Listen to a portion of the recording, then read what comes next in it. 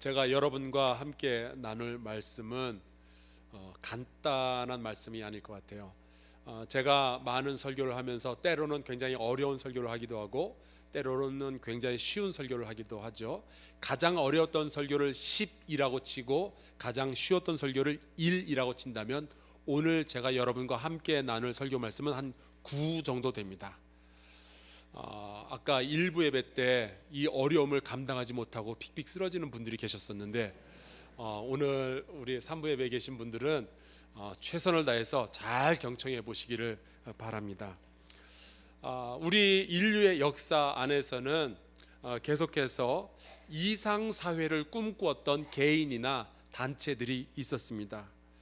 혹자는 철학자가 다스리면은 이 이상사회가 구현되지 않을까, 어떤 사람은 공산주의가 실현되는 세상이야말로 낙원이다라고 이야기를 하기도 했고요. 어떤 사람들은 민주주의가 좋다, 어떤 이들은 중립을 해야 된다. 굉장히 많은 사람들이 다양한 시도를 해왔습니다. 그 시도들의 성공과 실패 혹은 옳고 그름을 떠나서 많은 사람들이 이상사회, 이상국가를 건설하기 위해서 애를 써왔죠. 얼마 전에 새로운 이상사회를 구현하기 위한 시도가 진행되고 있다라는 이야기를 들었습니다. 바로 시스테딩이라는 새로운 사회인데요. 이것은 어디 상상 속에 있는 소설 속에 나오는 그런 세상이 아니라 현재 과학자들이 진행 중인 프로젝트고 2020년 정도면은 하나가 완성이 될 거라는 이야기가 있습니다. 이 전 세계는 어디를 가나 다 나라들이 차지를 하고 있고 그 나라는 정부가 통제를 하고 있죠. 하지만 지구상의 한 반 정도는요, 어느 나라도 통제하지 않은, 어느 나라에도 속하지 않은 공간이 있습니다. 그것을 우리가 공해라고 하죠. 이 공해상에 저런 도시를 세우겠다는 거예요. 그래서 어느 나라 어느 정부에서도 통제받지 아니하지만 자립적이고 그리고 스스로 움직여가는 아름다운 세상, 이상사회를 건설하겠다 하는 겁니다. 예를 들어 태평양 한가운데 저런 도시를 세우겠다는 거예요. 그러면은 정부가 없기 때문에 세금을 물리는 일들도 없을 거고 정치인들이 없기 때문에 속 썩을 일도 없다, 그런 이야기죠.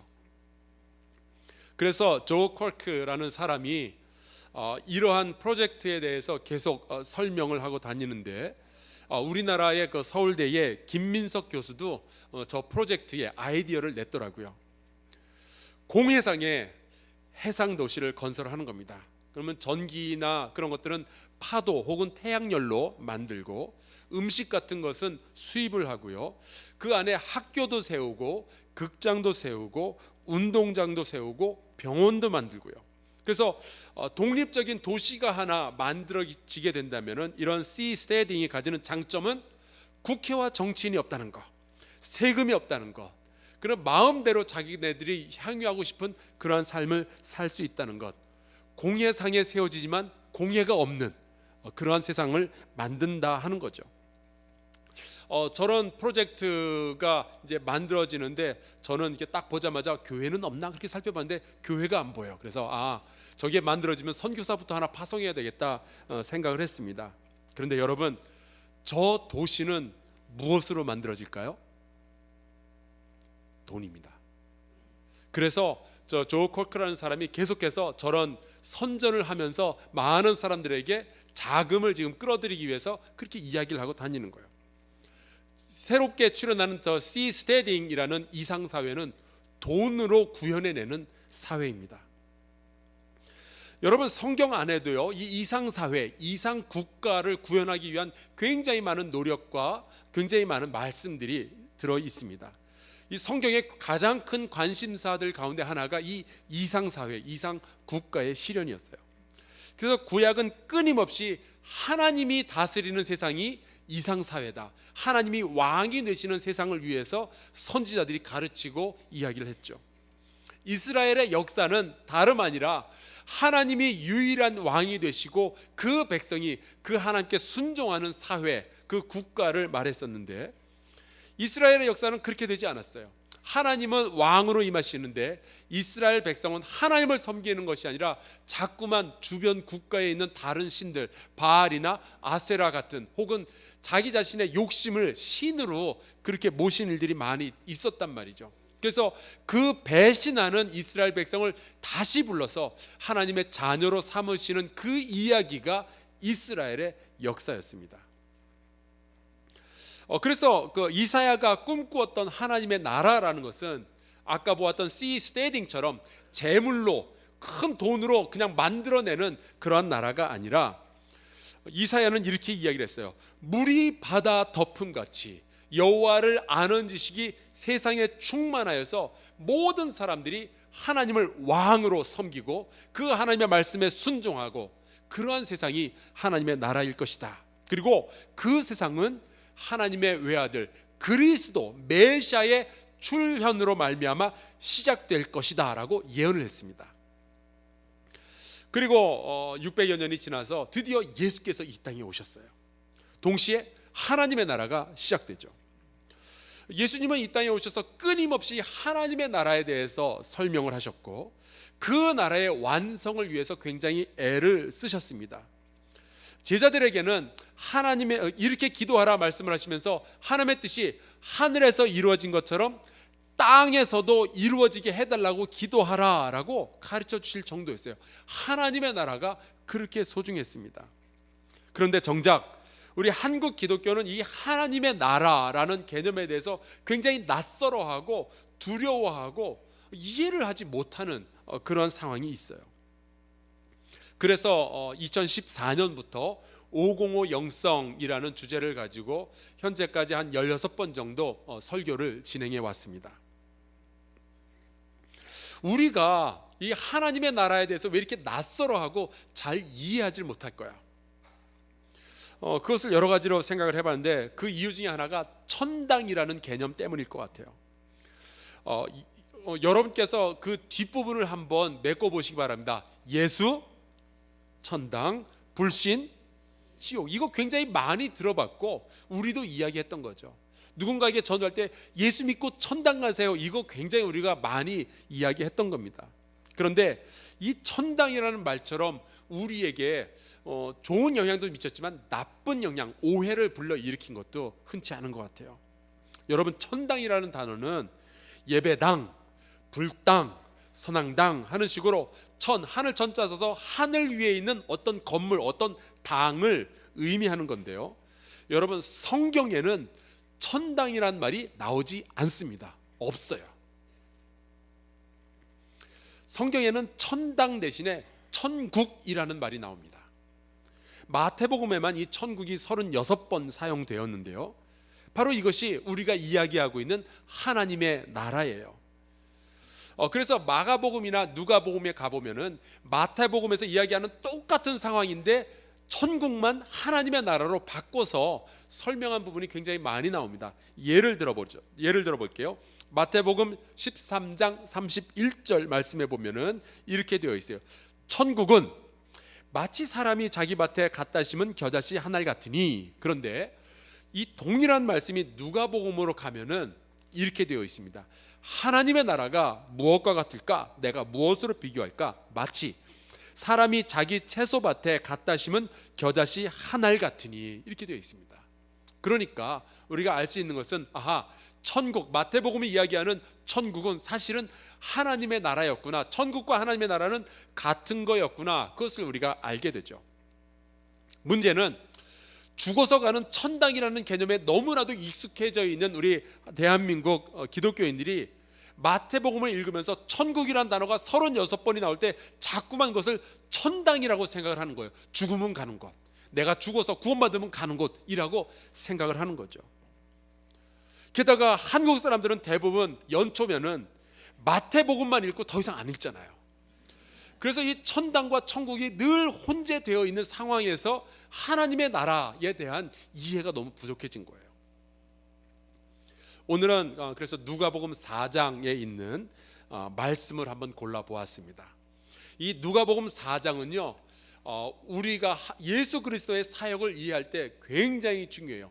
예수님의 공생애가 시작되면서 이 공생애에 예수께서 무슨 일을 하실 것인지, 하나님의 나라는 어떻게 시작이 되며 예수 그리스도는 왜 이 땅에 오셨는지를 분명하게 정해주는 것이 이 누가복음 4장입니다.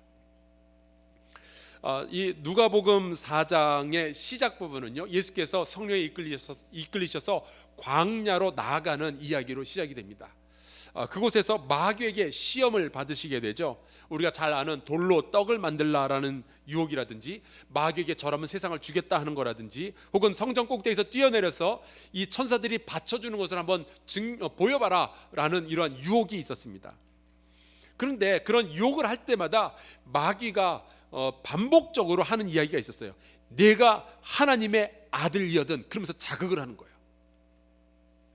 내가 하나님의 아들이거든, 이 말은 네가 이 땅에서 하나님의 나라를 시작할 존재이거든, 이렇게 해야 되는 거 아니냐라고 마귀의 방법, 세상의 방법을 제안을 해주는 겁니다.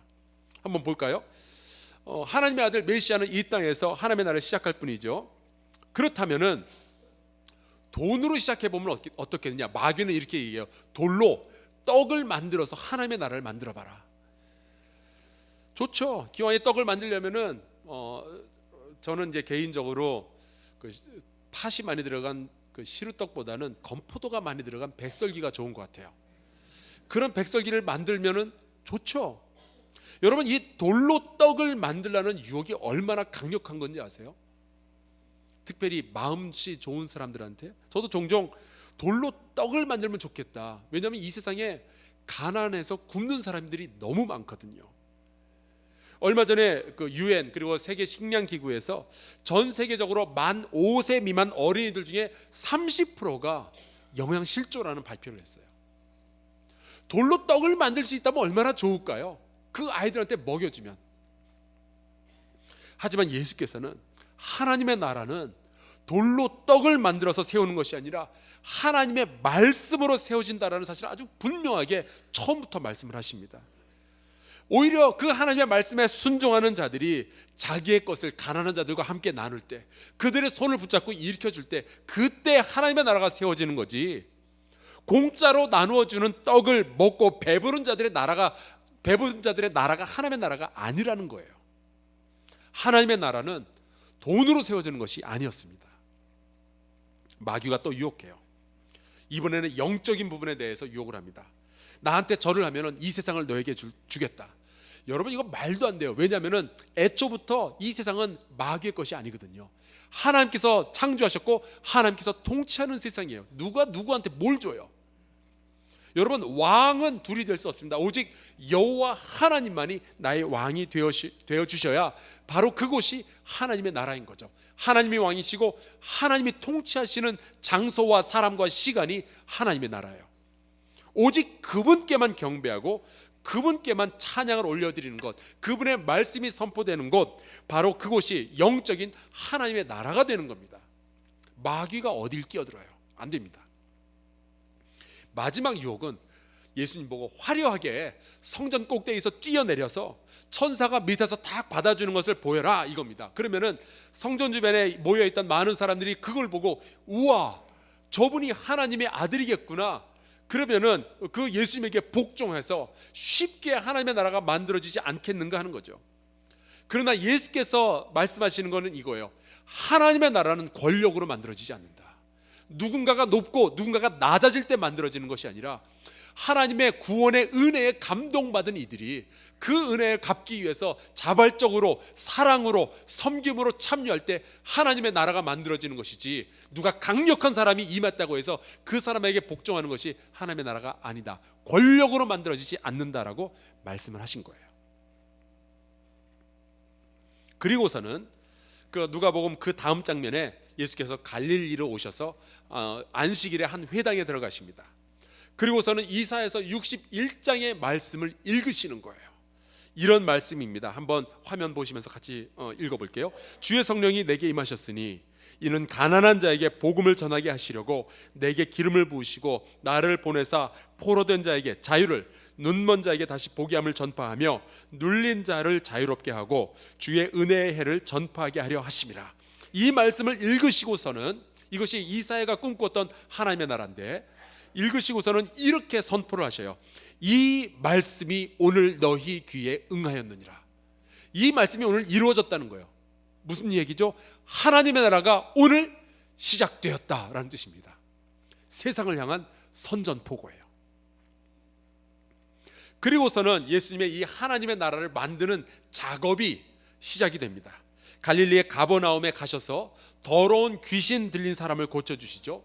포로된 자와 억눌린 자를 자유롭게 한다는 예수 그리스도의 말씀, 하나님의 나라를 시작하신 거예요. 그때 그 귀신이 쫓겨나가면서 예수님 보고 이렇게 외칩니다. 나는 당신이 누구인 줄 아노니 하나님의 거룩한 자니이다 소리를 질러요. 하나님의 나라가 시작됐군요. 내가 있을 곳이 없네요. 그러면서 도망가는 겁니다. 저도 제가 목사지만 제가 어디 지나갈 때 누가 좀 그렇게 소리 좀 질러줬으면 좋겠어요. 당신은 하나님의 거룩한 자니이다. 우리 여기까지 왔는데 우리 양 옆으로 서로 한번 소리 한번 질러줍시다. 당신은 하나님의 거룩한 사람입니다.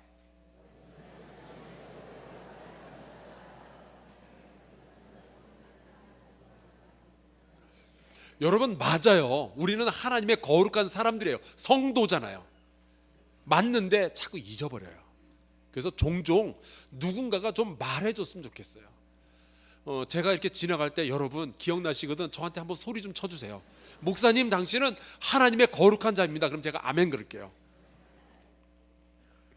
그리고 오늘 우리가 함께 읽은 이 본문 말씀이 나옵니다. 예수께서 시몬 베드로의 집에 잠시 방문하셔요. 거기에 가서 보니까 베드로의 장모가 중한 열병을 앓고 있었다라고 되어 있습니다. 이분도 역시 눌린 분이 된 거예요. 사로잡힌 자였던 거죠. 그때 사람들이 예수님께 도움을 요청합니다. 여기까지 딱 읽었을 때 제가 감이 탁 왔어요. 이 베드로 군대 안 갔다 왔다. 이게 인생을 모르는 거예요. 만약에 제가 베드로라면요, 예수께서 집에 딱 들어오시면은 다른 사람들이 장모 좀 도와달라고 이야기하기 전에 사위인 제가 먼저 예수 앞에 무릎을 딱 꿇고, 예수님, 저의 사랑하는 장모님께서 지금 많이 아프십니다. 그 장모님을 간호하느라 수척해진 제 아내를 보면은 제가 가슴이 찢어집니다. 주여, 제 장모님을 고쳐주셔서 제 아내가 편히 쉴 수 있도록 도와주옵소서. 그러면은 그날 밤부터 반찬이 달라지지 않겠어요? 근데 그걸 이 눈치 없는 베드로가 안 해요. 그래서 다른 사람들이 먼저 베드로의 장모를 고쳐달라라고 이야기를 합니다. 그래서 예수께서 고쳐주십니다. 눌린 자를 자유롭게 해주셨어요. 그리고 나서 해질 무렵에 이 소식을 들었던 많은 사람들이 온갖 병자들을 다 데리고 예수님께 나아오죠. 그 병자들에게 예수님은 일일이 손을 얹고 안수하셔서 그 병들을 고쳐주십니다. 그때 여러 사람들에게서 또 귀신이 떠나가면서 소리를 질러요. 당신은 하나님의 아들이니이다. 무슨 얘기예요? 하나님의 나라가 시작됐군요. 하나님의 나라가 이 사람에게 임했으니 내가 거할 것이 없네요. 도망가는 거예요. 그래서요, 하나님의 아들 예수 그리스도는 뭐 하는 분이신가요? 예수께서 치유의 사역을 하신 후에 밤이 되고 또 아침이 되었습니다. 예수님은 이제 한적한 장소로 이렇게 가셨는데 많은 사람들이 이 예수님을 찾아다니느라 혈안이 되어 있다가 그 한적한 곳에서 예수님을 만났어요. 그랬더니 그 예수님을 붙들고 자기들과 같이 있기를 강권합니다. 예수님을 소유하고 싶었던 거예요. 그때 예수께서 이렇게 말씀하셨습니다. 내가 다른 동네들에서도 하나님의 나라 복음을 전하여야 하리니 나는 이 일을 위해 보내심을 받았노라. 예수님은 그분의 삶의 목적이 너무너무 뚜렷하고 분명하죠. 솔직히 저 부러워요. 그런 말이 있죠. 죽어야 할 목적이 있는 사람이야말로 진정으로 살아야 할 목적도 있는 법이다. 예수님이 그런 분이셨어요. 그런데 바로 여기에서 우리가 주목해야 할 부분이 있습니다. 예수님은 그냥 하나님의 나라를 전한다라고 하시지 않고, 그냥 복음을 전한다 말씀하시지 않고, 하나님의 나라 복음을 전하러 내가 이 땅에 보내심을 받았다라고 말씀하시는 거예요. 하나님의 나라 복음. 하나님의 나라면 하나님의 나라고 복음이면 복음이지 왜 하나님의 나라 복음일까요? 성경에 보면은 이 하나님의 나라와 복음이라는 것이 이렇게 따로 분리되지 않는 것을 상당히 자주 보게 됩니다. 예를 들어 볼까요? 마가복음 1장 15절, 때가 찼고 하나님의 나라가 가까이 왔으니 회개하고 복음을 믿으라. 누가복음 8장 1절을 볼까요? 그 후에 예수께서 각 성과 마을에 두루 다니시며 하나님의 나라를 선포하시며 그 복음을 전하실세. 그러니까 하나님의 나라에 대한 이야기 자체가 복음이었던 거예요. 기쁜 소식이었던 거예요. 마지막으로 누가복음 16장 16절 볼까요? 율법과 선지자는 요한의 때까지요, 그 후부터는 하나님 나라의 복음이 전파되어 사람마다 그리로 침입하느니라. 하나님 나라에 대한 이야기가 곧 복음이었어요. 굉장히 많은 분들이 제가 하나님 나라에 대한 이야기를 하면은 저 목사님 되게 좀 진보적인 신학을 가지고 있구나, 뭐 사회사업하고 구제하고 자유, 평등 이런 거 얘기하는 좀 진보적인 목사님이구나, 그런 이야기를 해요.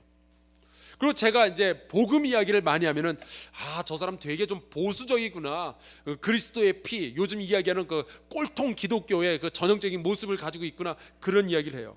아니요, 여러분, 예수께서는요, 예수에게는 하나님의 나라와 복음이 따로 존재하지 않았어요. 하나님의 나라가 시작되었다, 이 자체가 기쁜 소식, 복음이었던 거죠.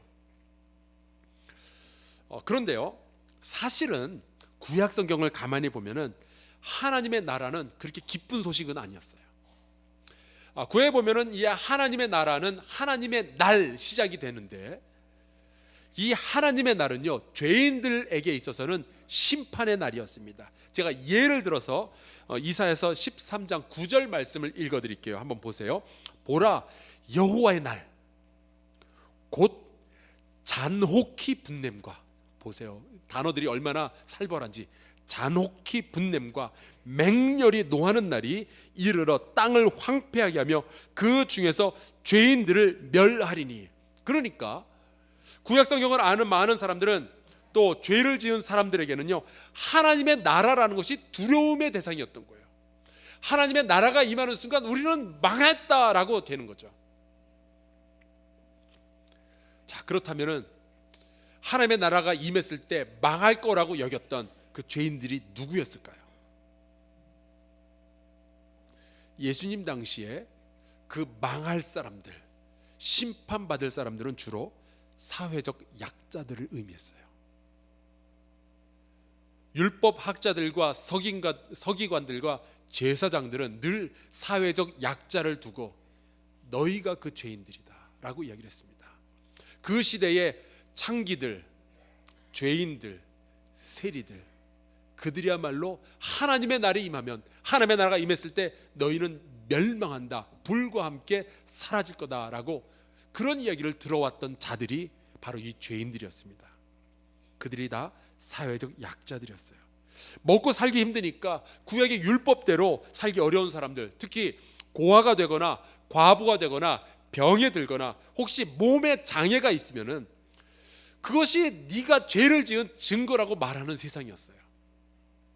예수와 제자들이 지나가다가 그 나면서부터 장님된 사람을 보죠. 그때 제자들의 질문이 이겁니다. 이 사람이 왜 장님이 되었습니까? 누구 죄 때문입니까? 사회적 약자가 되었다라는 것은 그들이 저주받았기 때문인데, 저주받은 이유는 죄를 졌기 때문이에요. 하나님의 나라, 하나님의 날이 임하였을 때는 그 죄인들은 전부 멸망할 거다. 그래서 하나님의 나라라는 것이 그들에게는 두려움의 대상이었던 거죠. 근데 예수께서는 그러한 사회적인 통념을 완전히 반대로 뒤집어 놓으신 거예요. 하나님의 나라는 눈먼 자를 다시 보게 하고 억눌린 자를 자유롭게 하는 날이다 선언하시는 거예요. 이 땅에서 고통받는 자들은 죄인이 아니고 여전히 그 죄인들은 하나님의 사랑을 받는 자녀라고 선언하시는 거예요. 너희들은 버림받은 이들이 아니라 하나님의 자녀다. 그래서 하나님의 나라는 복된 소식이었어요. 하나님의 나라 복음이란 모든 사회적 약자들에게 하나님은 아직도 너희를 사랑하신다라는 선언이었습니다. 예수님께서 하나님의 나라를 시작하시면서 병자들과 약자들과 죄인들을 찾아다니신 데는 그런 이유가 있었던 거예요. 그리고 예수님은 그 하나님 나라의 복된 소식, 이것은 멸망이 아니라 구원이라는 소식을, 자유라는 소식을 다른 많은 사회적 약자들에게 돌아다니면서 전하기를 원하셨던 거죠. 그것이 그분의 삶의 목적이었고 의미였습니다. 그렇게 예수님처럼 하나님 나라의 복음, 사회적 약자들을 끌어안고 너희들은 버림받지 않았다라고 말하고 싶어서 이 조선 땅에 왔던 한 선교사의 이야기를 들려드리겠습니다. 바로 서서평 선교사입니다. 본명은 엘리자베스 조하나 셰핑. 몇 년 전에 책이 한 권 나왔는데 제목이 이거예요. 바보야, 성공이 아니라 섬김이야. 이 책이 출판되면서 저분의 예수님 같은 삶이 다시 한번 조명이 되었어요. 저분은 독일에서 태어났지만 어려서 9살 때 미국으로 이민을 가고 그곳에서 성장하고 대학을 졸업하고 간호사가 되어서 1912년 나라를 잃어버린 대한민국 조선으로 선교사가 되어서 파송을 받아 들어오게 됩니다. 당시 이 조선은 나라를 일본에게 빼앗겼기 때문에 온 백성이 슬픔에 잠겨 있었어요. 그래서 뭐 누가 누구를 돌보고 그럴 처지가 아니었습니다. 세상이 어지러우니까 그러야 할수록 고아와 과부들과 병자들, 특별히 한센인들은 살 수가 없었어요. 그때 광주 지역에 코 크고 파란 눈을 가진 미혼의 서양 여자가 조선인의 짐을 덜어주겠다라는 이야기를 하면서 들어온 거예요. 이분이 1921년 미국의 선교 본부에 보낸 편지 글이 아직 남아 있습니다. 제가 읽어드릴게요. 당시의 조선 사회를 엿볼 수 있어요. 이번 여행에서 500명 넘는 조선 여성을 만났지만 이름을 가진 사람은 10명도 안 되었습니다. 조선 여성들은 돼지 할머니, 개똥엄마, 큰년, 작은년 등으로 불립니다. 남편에게 노예처럼 복종하고 집안일을 도맡아 하면서도 아들을 못 낳는다고 소박맞고 남편의 외도로 쫓겨나고 가난하다는 이유로 팔려다닙니다. 안 그래도 나라를 잃어버렸는데 그 가운데서도 사회적 약자는 오갈 데가 없는 거예요. 과연 그들에게도 하나님의 사랑이 임하였다라고 어떻게 전할 수 있는가? 서서평 선교사는 그들에게 가장 먼저 출애굽기를 가르치기 시작했습니다. 조선이 일본에게 먹혔는데 일본으로부터 독립하려면 이스라엘이 이집트로부터 독립하였던 출애굽기의 이야기를 먼저 배워야겠다라고 생각을 한 거예요.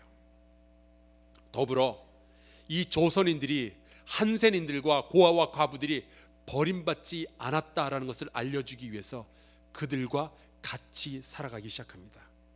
한센인 부부가 버린 아이를 데려다가 자기의 양자를 삼고 저렇게 업어서 키우기 시작하죠. 그 이후로도 길거리에 버려진 많은 아이들을 데려다가 키운 숫자가 14명. 거기에 소박맞은 조선의 여성들과 오갈 데 없는 과부들 38명을 다 자기 집으로 데려다가 함께 한 집에서 살았습니다. 1926년 한국에서 발행된 잡지에서는 서서평 선교사를 이렇게 표현합니다. 사랑스럽지 못한 자를 사랑스러운 존재로 만들고 거칠고 깨진 존재를 유익하고 아름다움을 지닌 그리스도인으로서 단련된 생명체로 만들고자 하는 것이 서서평의 열정이었습니다. 저분은 생김새 빼고는 전부 조선 사람으로서 살았어요. 저고리와 치마를 입고 살았고요. 남자들이 신는 검정 고무신을 신고 보리밥에 된장국을 먹으면서 조선의 사회적 약자들과 같이 살았습니다. 가난한 이들과 병든 이들을 치료하기 위해서 광주에서 제주도까지 왕복을 했고 수많은 작은 동네들을 돌아다니면서 하나님 나라의 복음, 그들도 아직 버림받지 않았다, 하나님은 아직도 너희를 사랑하신다라는 이야기를 전해주기 위해서 다니던 여정의 결과로서 조선 간호부회가 조직이 되었고 그것이 현재 대한간호협회가 되었어요. 1933년 일본 정부가 조선의 한센인들을 전부 추방하고 내쳐버리자 한센인 50명과 또 조선인 동역자들과 함께 조선 총독부까지 걸어서 행진을 합니다. 그 소식을 들었던 조선의 많은 다른 한센인들이 함께 동참해서 조선의 총독부 앞에 이르렀을 때는 한센인들만 한 530명 정도가 같이 모였다고 해요. 총독부는 그것을 확인하고 할 수 없이 소록도에 갱생원을 지어주게 되죠. 소록도가 그렇게 시작이 된 겁니다. 이듬해 1934년 6월 서서평 선교사는 시름시름 앓다가 54세의 나이로 조선 땅에서 조선 사람들의 품에 안겨 죽습니다. 그녀의 시신은 유언대로 즉시로 의학 연구용으로 기증이 되었어요. 그래서 여러 명의 의학도들이 이 시신을 해부하면서 연구하게 됩니다. 그리고 해부 결과 이 서서평 선교사의 사인이 밝혀졌어요. 영양실조였어요. 미국으로부터 자기에게 전해지던 그 선교비를 조선인 가난한 이들과 다 나누고 그들이 버림받지 않았다는 것을 말해주려고 고아와 과부와 한센인들과 함께 먹고 함께 자며 하나님 나라의 복음을 전했던 거예요. 이분이 죽고 나서 남긴 것은 담요 반장, 동전 몇 개, 그리고 옥수수 가루 약간, 그리고 머리맡에 좌우명이 하나 남겨져 있었는데 그 좌우명이 이거였습니다. 성공이 아니라 섬김입니다. 서서평 선교사의 장례식장에서는 이 미혼의 파란 눈 선교사를 어머니라고 부르면서 우는 수많은 어린이들, 가난한 이들, 과부들, 그리고 한센인들이 있었습니다. 왜 우리 어머니가 이렇게 돌아가셔야 하냐고 울부짖는 수많은 조선 사람들이 있었어요. 저도 궁금해요. 그렇게 착한 분이, 예수님처럼 살아가는 분이 왜 그렇게 떠나가야 될까요? 그러고 보니까 조선에 왔던 토마스 선교사는 26살에 대동강변에서 죽었고, 아펜젤러 선교사는 44세에 목포에서 죽었고, 홀 선교사는 35살에 평양에서 환자들을 돌보다가 서울에서 죽었고, 샤프 선교사는 34살에 공주에서 죽었습니다. 하나님은 왜 그렇게 그들을 일찍 데려가셨을까요? 너무너무 궁금해요. 그런데 그렇게 그들이 세상을 일찌감치 떠난 이유가 그렇게 궁금하다면 우리가 이 세상에서 살아가는 이유는 더 궁금해야 되지 않아요? 그들이 떠나야 되는 이유가 그렇게 궁금하다면 우리가 이 땅에 남겨진 이유가 더 궁금해야 되지 않아요? 우리가 이 땅에 기독교인으로서 남아있는 이유가 뭘까요? 예수님은 떠나가시고 제자들이 이 땅에 남았던 이유가 뭘까요? 그것은 예수께서 하시던 일을 마저 하기 위함이 아니었을까요?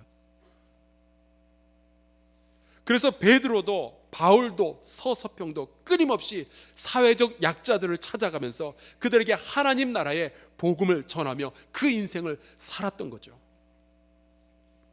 이제 우리도 우리의 삶의 이유에 대해서 하나님 앞에 더 진지하게 물어봤으면 좋겠어요. 우리는 왜 지금 여기 이렇게 살아있는 걸까요? 왜 주님은 떠나가셨고 우리는 여기 대한민국에 이렇게 남아있는 걸까요? 바라기는 우리 한사랑교회 성도들은 예수 그리스도의 삶의 목적을 나의 목적으로 삼을 수 있길 바랍니다. 그래서 가난하고 병든 이들, 버림받은 이들, 이 사회의 약자들에게 치유와 사랑과 돌봄의 이 하나님의 나라 복음을 전하는 우리 한사랑교회가 되었으면 좋겠어요. 우리 주변의 사회적 약자들, 자기 목소리를 내지 못하는 사람들, 외로움 속에 버려진 사람들, 그들에게 하나님의 나라 복음을 전해야 되겠는데, 여러분 가운데 사회적 약자들, 지난 2, 3년 동안 고아원이나 병원이나 사회적 약자들이 있는 바로 그곳에 방문해 보신 분들이 계신가요? 우리 그들에게 당신은 여전히 하나님의 사랑받는 자녀라고, 당신은 혼자가 아니라고 말해주는 우리 한사랑교회 성도들 되시기를 간절히 축원합니다. 우리 함께 찬송가 같이 부르겠습니다. 찬송가 323장 말씀을 생각하며 같이 찬양합시다.